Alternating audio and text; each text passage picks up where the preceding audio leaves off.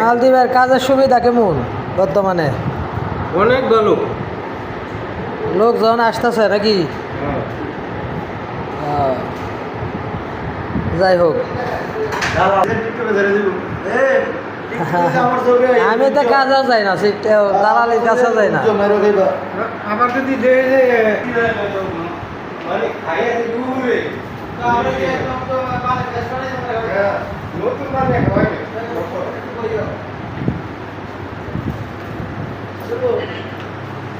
খাইছি না, খানার অর্ডার দিয়ে রাখছি, খাবো।